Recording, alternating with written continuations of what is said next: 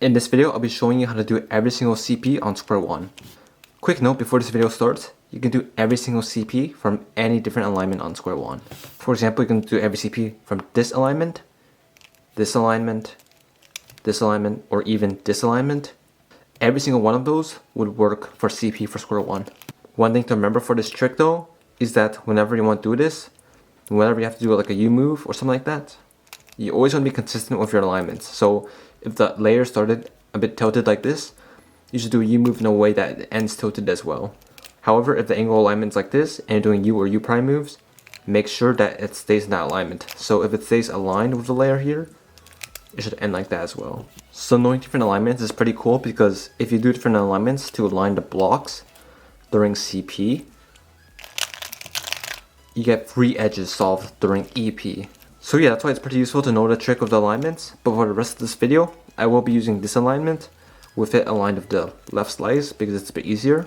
In general, for your solves, you want to choose the alignments for what alignments preserve more blocks and make it a better finger trick. But just for simplicity, in this video, I'll only be using this alignment for CP. Starting with the corners swapped like this and like this, otherwise known as JJ. So although there's different algorithms for solving it from different angles, I'll be showing this one in this video.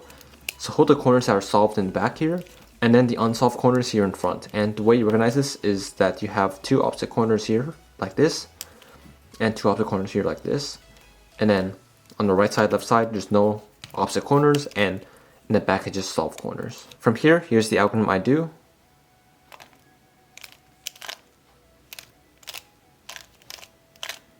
So here's how you can memorize this algorithm. So first off, you can insert a 2x3 F2L pair, kind of like this, like a R, U prime, R prime kind of thing. Then move both layers clockwise, like that. Then solve the remaining CO, like that. So again, you can do an insert thing, clockwise, clockwise, and then solve the remaining CO. And that solves JJ. So next, there's when you have corner swapping opposite, like that, otherwise known as NN. This is quite an easy case, so all I have to do is this. So you can think about this as an op swap for Ortega in 2x2. For that, the algorithm is R2B2R2, which is a very short algorithm. So for Square-1, the same idea is followed. So first you do R2, then you do B2. You can't really do B2 because of this thing.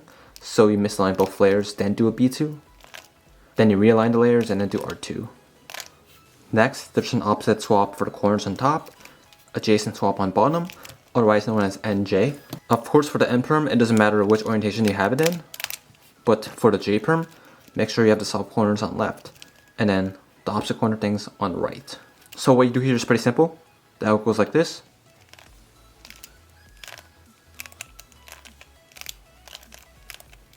So the way you memorize it is quite simple. You can actually probably see already a pattern in it. So pretty much all you have to do is spam the sexy move a bunch of times, kind of. So RU R prime U prime, RU R prime U prime, R, and it solves the CP. Same idea here. Now we have adjacent swap of corners on top and then opposites on bottom, otherwise known as JN.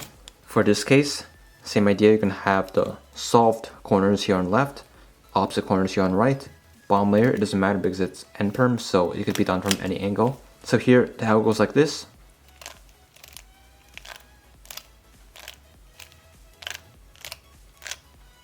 So same idea here. It's kind of like a sexy move for the D moves. So alternate the D moves over and over again. And that solves the case. Next, if one layer has solved corners here on the bottom, but the other layer on top here has adjacent swap for corners. So similar to the JJ algorithm, you want to have the solved corners here on the back, and then here on the front, have the opposite swap. On the bottom, it doesn't matter because all the corners are solved, so any orientation would work fine here. So first off, what you would do here is do the NN algorithm. So it's the opposite corner algorithm. So something like this, R2, B2, R2.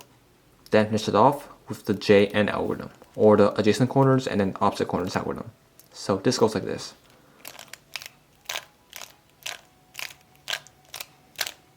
So that's the idea of how the algorithm works, but here's how you can make it even better. So notice as you're doing the NN algorithm, and then doing the JN algorithm, you're doing the slice move at the end twice. So I'll do it again. So here, do NN, then JN, and you'll notice that I did a slice move here twice, which is a waste of a move. So what I can do here is do a cancellation. So here, NN. Now don't do that last move, instead cancel straight into the JN algorithm, which goes like this. And that solves the case. So finally, here's the algorithm.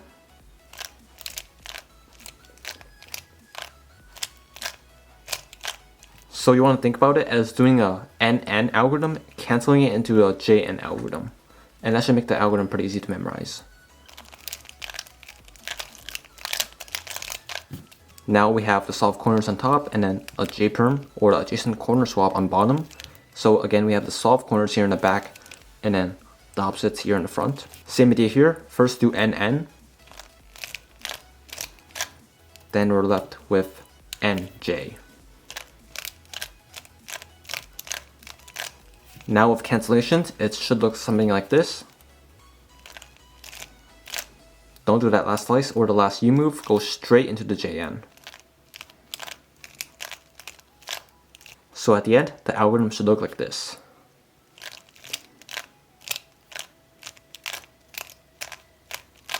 And that solves the bottom adjacent corner swap. Lastly, single end perm, also known as opposite corner swap on top, and then solve corners here on bottom. So of course this can be solved in any single angle. Opposite corners, doesn't matter which angle you solve it in. Same thing for the solve corners on bottom. So the algorithm goes like this.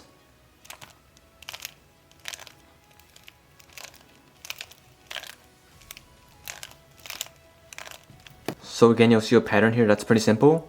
First off, do a slice and move both layers counterclockwise by one turn.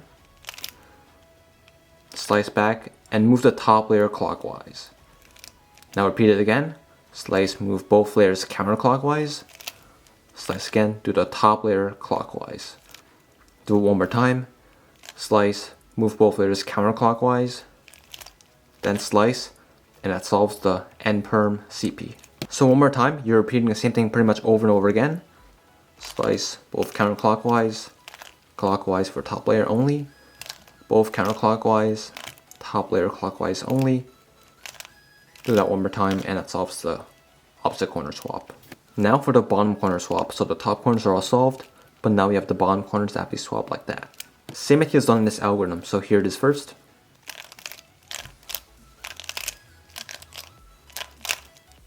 So you can memorize this algorithm in the same way. First off, slice, move both layers counterclockwise.